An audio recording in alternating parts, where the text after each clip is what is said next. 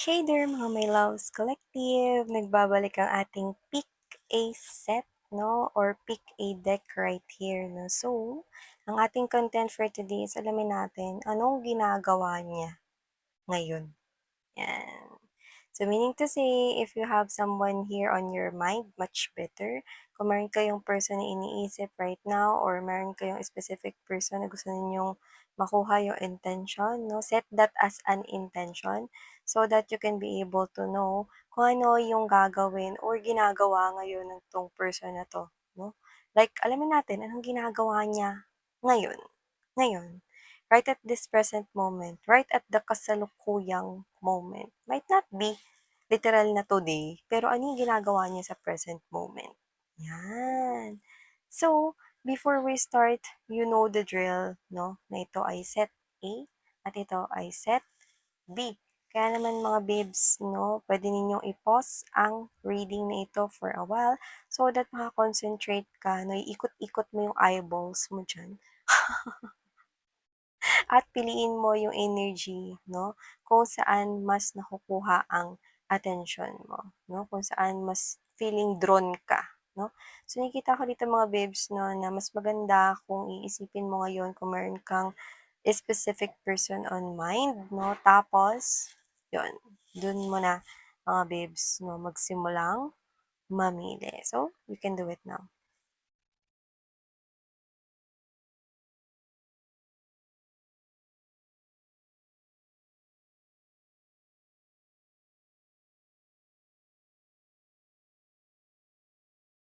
At dahil nakapili ka na, simulan na natin sa set A. So, itabi na muna natin tong set B sa Gedli. Lagay natin to dito mga babes. Set A, latag muna natin mga sweethearts. By the way, ako po pala si Yan. At sa mga new subscribers, kamusta? Welcome po kayo dito sa aming reading at sa community namin. Of course, pwede kayong mag-like, share, and subscribe if you want. At pakahit na rin yung notification bell para ma-update kayo sa mga bagong readings at mga pabalik-balik ko mga viewers. Thank you po sa inyong walang sawang pag-suporta. Okay. Okay. So, kung sino man tong nakuha natin ditong energy, sweethearts, nakita ko rito that this is the person here na posibleng lumalabas bilang bago nyo lang nakilala, pwedeng new love, pwedeng crush ninyo, or this is the person here na type ninyo, getting to know each other na kayo, new connection. Yan. Totally brand new. This is someone here na posibleng recently lang tumapak sa inyong world. And this person here, as what I'm seeing, is anong ginagawa niya ngayon? Well, this person here is, nandun siya sa parang, tinatanong niya kung ano ba yung bagay na parang related sa sitwasyon ninyo. Diyan siya mas nagfo-focus. Confused siya rito, no? So this person here with the Lover's card energy strongly, this person feels something about you. And hindi yun made-deny. Undeniable yun, no? So, ibig sabihin mga babes, no, this person here is really having feelings and emotions for you, which is already good news, lalo na kung talagang yung iba sa inyo, kasi crush nyo rin to, no? May feelings din kayo sa kanya. You like this person here. So, pwedeng kayo to na hindi nyo alam na gusto niya rin kayo, no? Kasi, this person here could be hiding it, no? Kasi posibleng confused siya. Kasi parang ang tanong niya rito, ready na ba talaga ako for love? Yan. Ready na ba talaga ako sa isang relationship? Yung iba sa inyo, posibleng mas bata siya sa inyo, no, by age, but doesn't have to be. Pero nakita ko dito na posibleng siya to na posibleng hindi niya alam kung paano talaga ipakita yung love. Lalo na yung iba sa kanila, it's the first time na papasok sa isang relationship. So, hindi niya alam kung ready na ba talaga siya for love. But that is not applicable for all ha, yung first time niyang ma-in love. Meron sa kanilang oo. Pero, maaring dito sa energy na to, na posibleng hindi niya alam kung paano niya i-express yung love for you kasi maybe hindi niya alam kung ready na ba talaga siyang umibig ulit. 'no, for others of them. So nakita ko rito 'no, na maaaring tanong niya ito ngayon at gumugugol siya ng oras rito 'no. So nakita ko rito na parang the more na nakikita ka niya, the more na nagiging intense ang mga nararamdaman ninyo sa isa't isa, okay? Pero may resistance. So, posibleng ikaw, nakakagawa ka rito ng mga bagay na posibleng nakakapagparating sa kanya rito. Like you're sending telepathically messages dito through your love language, which is actions. Posibleng napapakita mo sa mga actions mo na like mo siya. And this person here is someone na mabilis pumick up. So, nakita ko rito na alam niya na like mo siya, alam niya na gusto mo siya. So, kung sino man tong energy na 'to na knows niya na may feelings ka for him or her. Excuse me. So, nakikita ko dito mga babes na that this person here is actually starting to like you. Yan. So, maybe nauna kang magkagusto or may naunang magkagusto rito, no? So, just take how this resonates. This person here, nakikita niya dito na may potential ka bilang husband or wife material. That's why he or she likes you na. So, nakita ka dito that this person here, although may confusion pa rito, no, pagdating sa kanyang sarili, kung ready na ba talaga siya to involve himself or herself into a romantic relationship here with you, this person, I think, is parang hindi niya paglalampasin or hindi niya imimiss yung opportunity na to, no, na magkaroon ng something harmonious with you. So, it looks like this person here, ang balak niya is maging prepared with this page of earth energy. Maging prepared dito, no, to show you, yan, no, yung pagiging rito niya ritong resilience, no, to show you na siya ito, na ready siya rito na ipakita sa iyo at i-express sa iyo ang kanyang passion for you. And I think this person here, alam niya yung sarili niya na once na makaramdam siya ng ganito, papunta na talaga ito sa pag-develop ng feelings. So, nakita ko dito na itong person na to, no, will be more likely mas lalakas yung loob niya rito sa paglapit sa inyo in the upcoming weeks. Yan, no? Or sa mga darating na mga linggo, here for you guys, no? Mas magiging confident siya rito. And with the Knight of Water, ang pinakabalak niya sa pagpapahanda niya rito, no, ay ang mag-offer na ng kanyang love. But wait a minute, don't expect na magko-confess siya agad sa'yo. It's just that this person here at first will no longer hold back anymore. Meaning, kung noon, no, ayaw niya magpakita ng gestures na gusto ka niya, ayaw niya magpa-obvious na gusto ka niya, no? And now this person here will start to feel flirty around you. Magiging flirty movements na yung mga galawan niya rito. Like, mararamdaman mo na obviously that he or she is into you, na like ka rin niya, and expect the unexpected because I'm seeing you that you will feel na talagang like ka niya, mararamdaman mo na yan, obviously. So, enjoy the moment here, babes, no? So, this person here will start to invite you out. Sabay naman tayo mag-lunch. Ano? Wala ka ba kasama this lunch? Tara, sabay tayo mag-lunch. Yan, no? Or, nagsama ka ba sa pag-uwi? Doon rin kasi ako dadaan eh. Sabay na tayo. Yan, magkakaroon na rito ng mga bold movements right here to show you, no? Unti-unti 'no, pero mararamdaman mo na na like ka niya 'no. So, nakikita ka na ditong kinikilig, right pagdating mo sa home mo 'no, this is you, you will feel that butterflies in your stomach na parang nagsasucceed na finally. Magkakaroon na rin 'no ng magandang resulta yung pagka-inlove mo sa kanya 'no or pagkakaroon mo ng admiration, crush, infatuation. Mararamdaman mo rito tataas yung hopes mo. Tataas rito yung paniniwala mo na puwedeng maging kayo at malaki yung chance na malapit ng maging kayo. So, alam mo rito na parang magkakaroon ka ng pag-asa na saan man papunta ang koneksyong ito, papunta ito sa saying yes or papunta ito sa pagiging officially kayo in relationship. At tama ka, kasi with this Knight of Water energy, I do see that this person here will start to show you his or her romantic side. Look at that. Look at his or her eyes. So much focus on you. This person only wants your attention and not anyone else.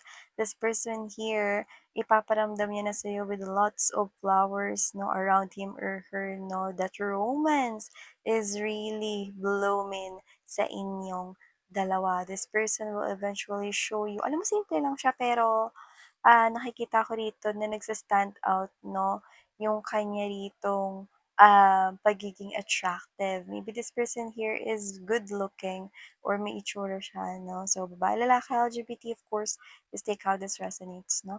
Parang kahit magsuot siya ng simpleng damit, this person here is really standing out, 'yan. Maaaring malakas rin yung appeal niya but this person's attention, only your attention ang gusto niya rito. Ang taray! So, prepare mga babes 'no, because this person will feel more likely confident 'no. Kaya kung gusto mong dagdagan at i-spark at silaban pa more ang confidence niya, keep on doing what you're doing 'no. Keep on flirting sa kanya. Kasi nagbubunga na ito 'no, yung pagpapapansin mo sa kanya rito ng mga pabahagya, bahagya, pahaging-haging 'no, mga pakunti-kunti na pag-e-express mo sa kanya, mga galawan mo rito 'no, tuloy-tuloy mo lang 'yan dahil nagdadagdag at mas magdadagdag pa 'yan ng confidence at lakas ng loob upang mas maging handa siya rito na ipakita sa'yo rito na ikaw ay ang taong nagugustuhan rin niya. So prepare yourself because the person you like will now take responsibility on his or her feelings for ya. Wow! So you will be officially in a relationship with this person for the upcoming weeks or next month. Wow! So just take how this resonates at A. I love your reading. Now let's move on to set B. Let's make ligpit. Ligpit-ligpit.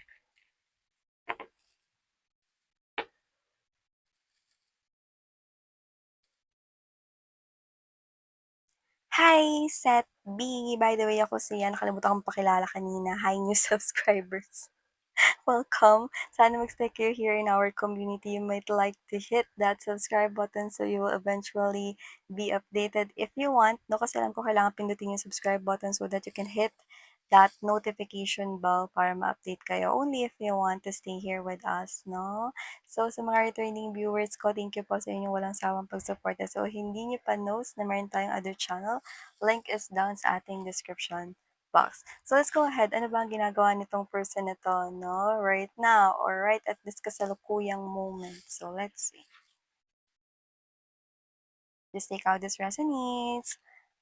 Babae, lalaki, LGBT, wala tayong gender here, okay. And at the end of the day, you are also free to use your own free will, okay. Ooh. This person here's pagod every day, overwork, yeah. Doesn't have to be na palagi nag-o-OT. Pero I think this person here keeps himself or herself busy para hindi siya mag-isip.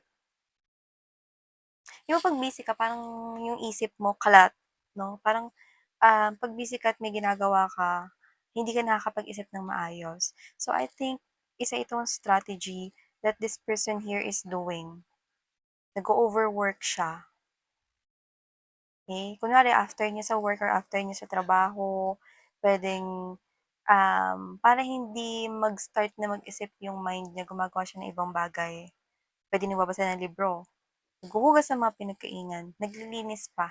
Kaya nakikita ko 'tong tao na 'to 'no, na gano'n yung ginagawa niya para paghiga niya sa gabi, borlogs agad 'no, like tulog agad 'no. Borlogs, yeah, I know mga salitaan ko mga babes 'no.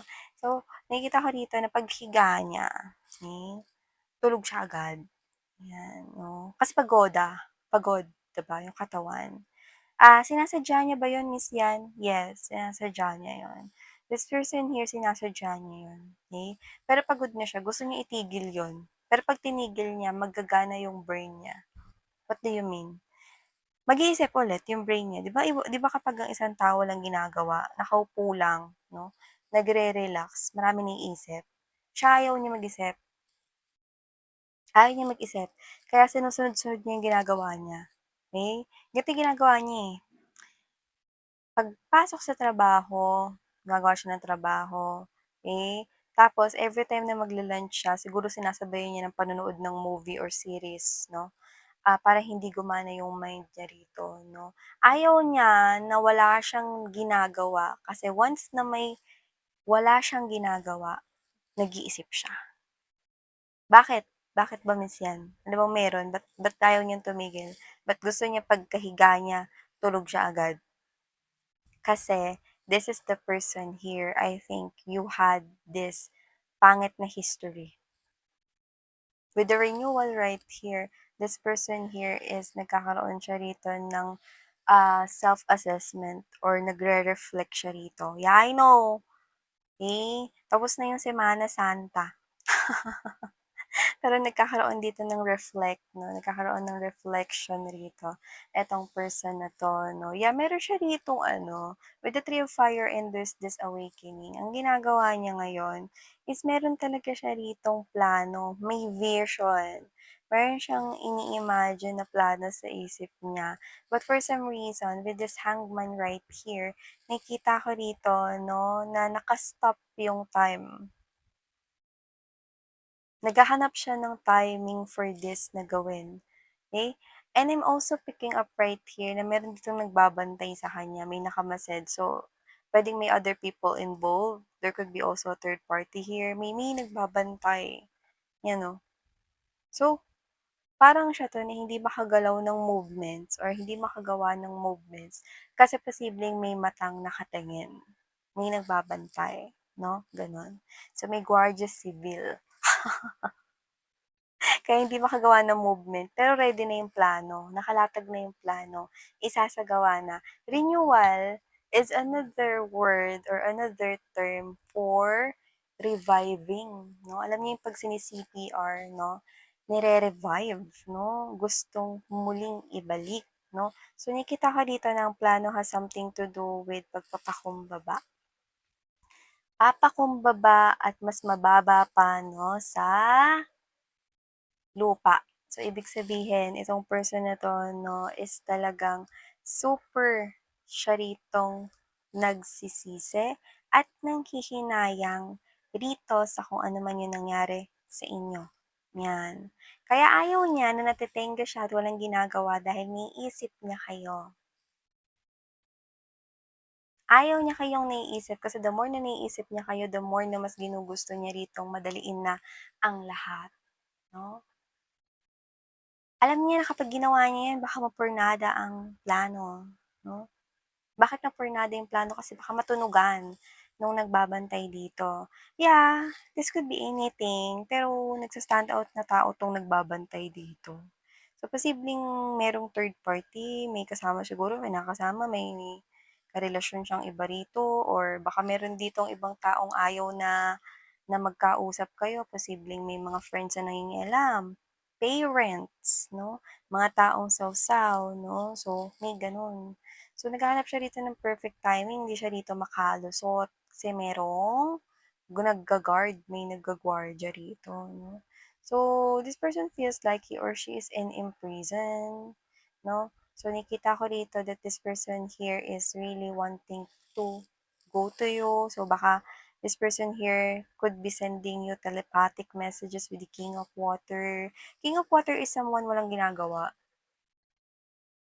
King of Water is actually knowing na there are a lot of compassion na nararamdaman for you, naiintindihan ka na daw niya ngayon, that's what this person here is telling me, and hoping siya rito na muli mo siyang pagkatiwalaan, ready na siya rito magbago. With that big tree sa background niya, nakita ko rito mga babes, no, na gusto niya ng stability or commitment na sa'yo. But with the King of Water, alam mo kasi yung King of Water, mas mahina yung loob nito kumpara sa Queen of Cups, eh, 'no? Kasi itong King of Water, ito yung King of Cups sa classic tarot. So, ang King of Water, ang King of Cups, 'no, is mas mahina yung loob kaysa sa Queen of Water. So, ibig sabihin, this is something here na medyo mahina pa yung loob niya rito, 'no? Kasi dalawa, eh, may nagbabantay sa kanya, tapos posibleng hindi pa siya sure kung kakausapin mo siya rito or what. Pero naiintindihan ka na raw niya, 'no? Siguro lahat ng mga pinapaliwanag mo noon na posibleng pasok sa isang tenga, labas sa kabilang tenga, 'no, ay naiintindihan niya na daw ngayon kung bakit mo yon sinabi, 'no, or kung bakit naging gano'n yung naging reaction mo sa nangyari noon, 'no. This person already has that fully understanding about that. 'No? So, hindi na siya rito galit. Actually, mas galit siya rito sa sarili niya, 'no? So, this person here is really showing me na ready siya rito magpakumbaba. Ready siya rito na kahit na ano man ang ipagawa mo sa kanya, 'no, is gagawin niya. At yung plano niya rito ang paglapit sa'yo ay hindi niya pa maisagawa kasi hindi niya malusutan kung ano man itong nagbabantay dito, 'no? May fear pa dito, 'no? Plus ang King of Water, maaring lumulusot siya sa panaginip mo kahit hindi mo siya naiisip kasi sobra yung pag-attach niya sa iyong energy. Kasi gustong-gusto niya iparating sa'yo na sobrang-sobrang nagsisisi siya at sobrang-sobrang nami-miss ka na niya rito. At kung puwede lang talaga na mabalikan, ano daw, mabalikan yung yung inyong dating samahan, okey, gagawin niya ang lahat, 'yan. So, alam mo medyo magulo pa yung sitwasyon niya rito kasi parang kailangan niya muna na ayusin yung third party rito 'no. Pero dahil parang sobrang taas ng emosyon niya dahil sobrang miss ka niya, eh, at baka pagka masyado pa niyang tinagalan baka masyadong huli na yung lahat for you, natatakot siya for that. Kaya parang kahit hindi niya pa naayos yung issue with this third party, gusto niya na ritong lumapit sa inyo kasi pressure of time. Nape-pressure siya sa time. Kasi baka tuluyan niyo na raw siyang nakalimutan, 'di ba? May gano'n. So, yun yung nakikita ko sa energy niya rito. This person here really wants you back set B. And this person here is, sa ngayon, it's a torture. Actually, pinapahirapan niya rin yung sarili niya rito. Araw-araw siya ritong pagod. Araw-araw siya rito na pinapagod niya yung sarili niya. No? And every time na parang magsa-stop siya, iniisip niya kayo, it's really a torture. Because he or she can't go to you. Eh, hindi siya rito makapunta sa inyo. Yan. This person really feels sorry about what happened in the past, whatever that is. Nagsimula niya itong ma-reflect, no? And I do pick up na maaring last year pa niya ito nagsimulang i-reflect, no? Pero I do pick up na this person here is marami siya ditong kinakaharap na mga endings or may mga situations ditong kinakaharap siyang mahihirap pero sa'yo siya rito nagfo-focus. Yan. So, expect, no, na pagka nag-contact ito sa inyo, nakalusot siya dun sa nagbabantay sa kanya. Alam mo kung ba't hindi siya makalusot-lusot? Kasi ang pinakaplano niya dito is hindi yung text message, hindi yung social media message like Messenger, Instagram, or any social media platforms ang gagamitin. But this person here wants to go to you in person, personally, to talk things out in person. Yan, kaya hindi siya rito makalusot-lusot. Yan. So, this person here really wants you back set B. So, expect na kapag ka siya ay nakita ninyo, asahan niya na, no? Na itong tao na to, no, is makikipag-ayos at gusto rito na muli kayo rito magkaroon ng relasyon. Yan. Only if you will allow him or her back into your life. Well, it's up to you, sweetheart. So, These are all the messages we got right here from this person. Thank you so much for your time here, babe. And please to check out other channel if you want. Link is down sa ating description box. Muli ako po siya ng inyong psychic medium. Yeah, pahabol kind of thing. I'm picking up that this person here maaring may initials na letter R, letter I, and letter P.